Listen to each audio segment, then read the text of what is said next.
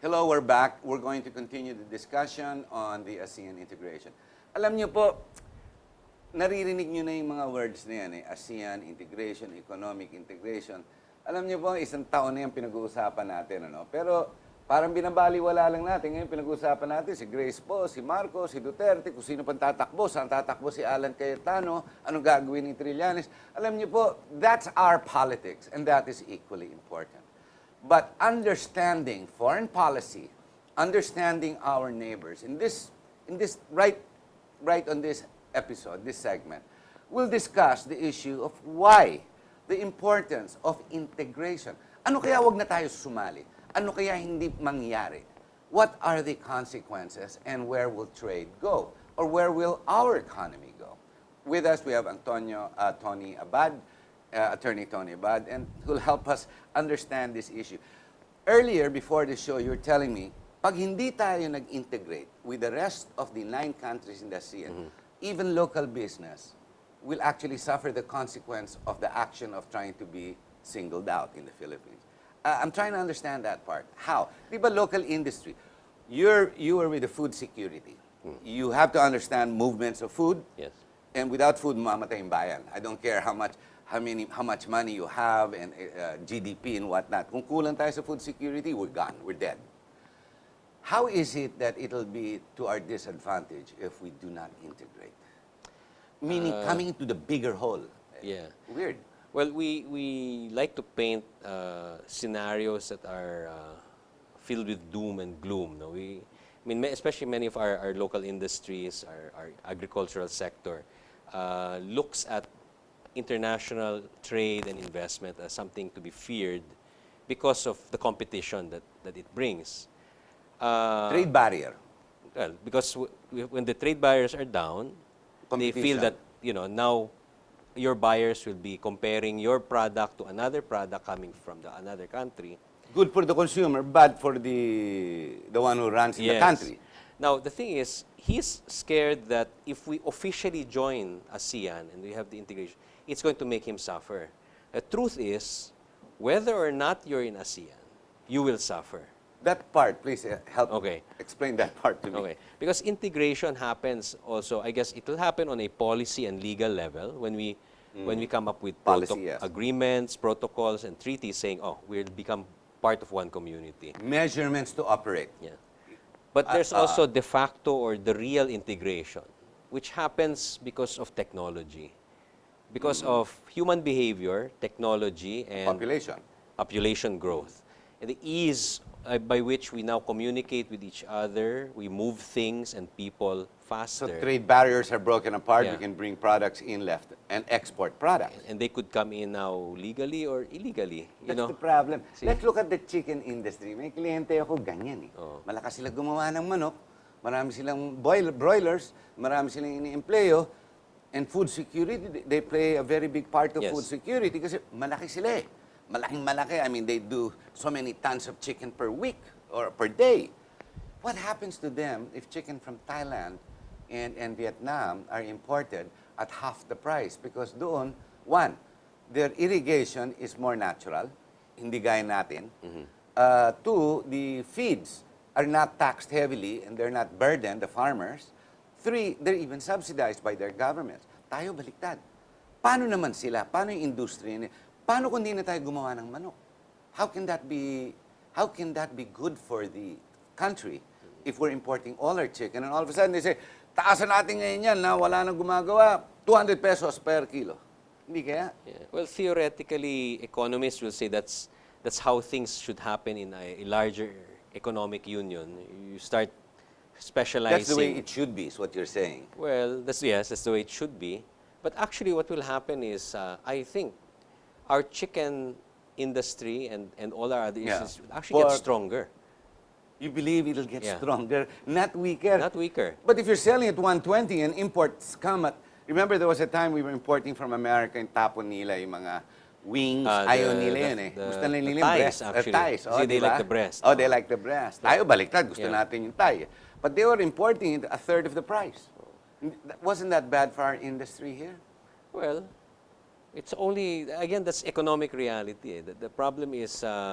long term, short term, You suffer the short term for the long term?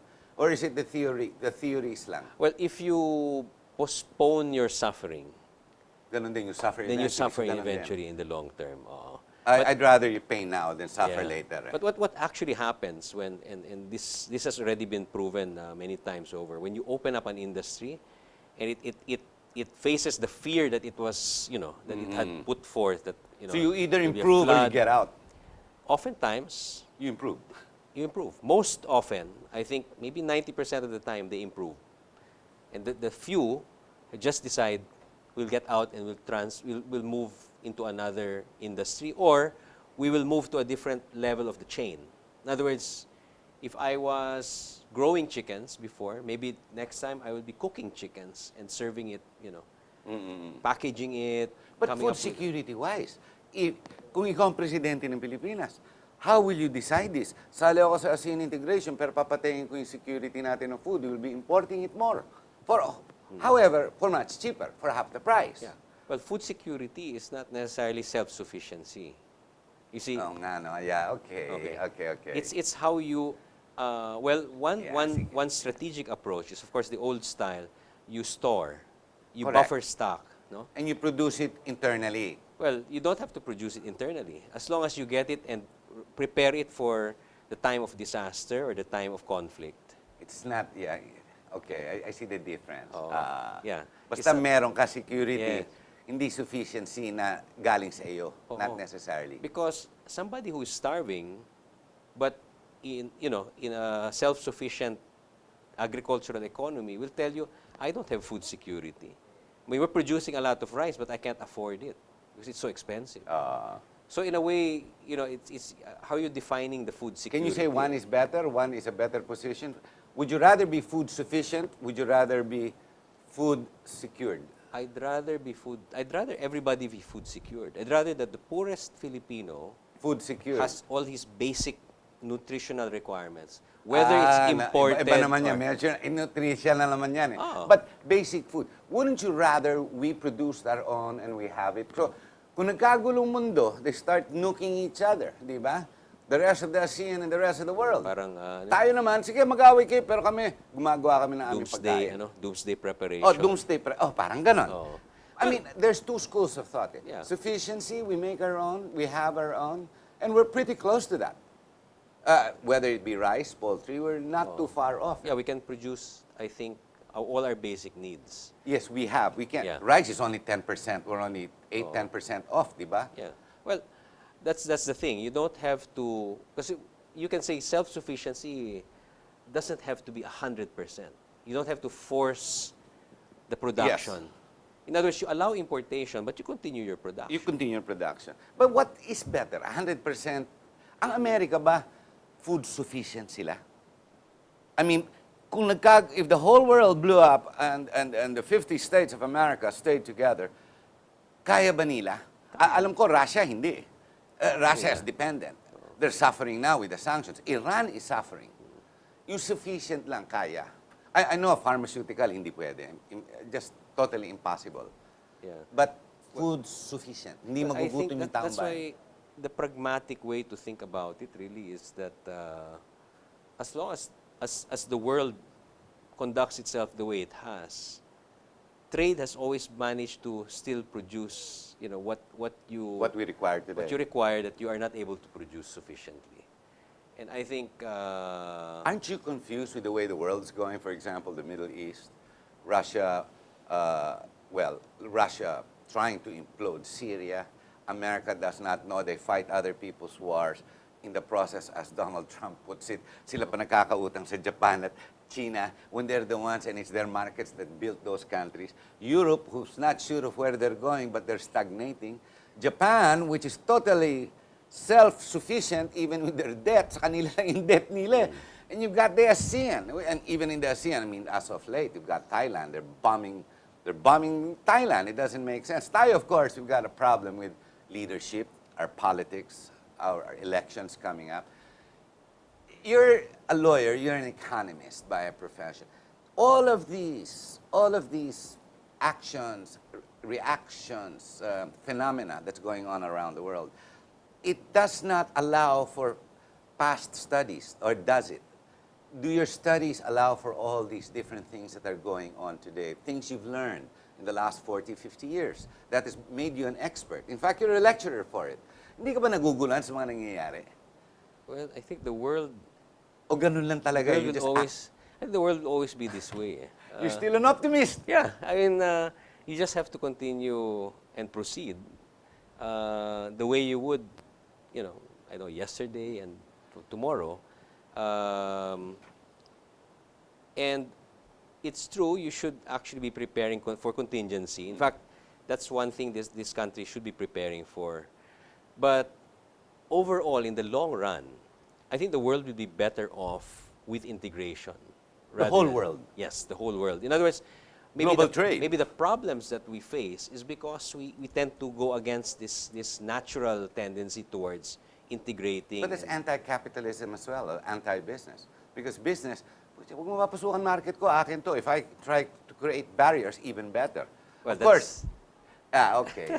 It's not free, it's not when- laissez-faire. That's when Okay. you're not following the rules. That's you when see. you're not following the rules. If you But it's a normal human reaction. Yes. I mean, for business, Protect yourself, for protect your business to children, protect, and protect your family. no matter how much we've talked about it, the whole world, even developed countries, tend towards this protecting. So the problem is people, human beings, human nature Yeah. is the problem. The problem of the world is human nature, man himself.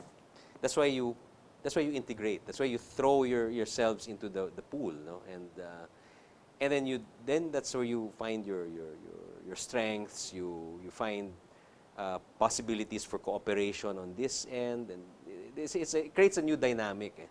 That's what happens. In other words, introducing the discipline of patience.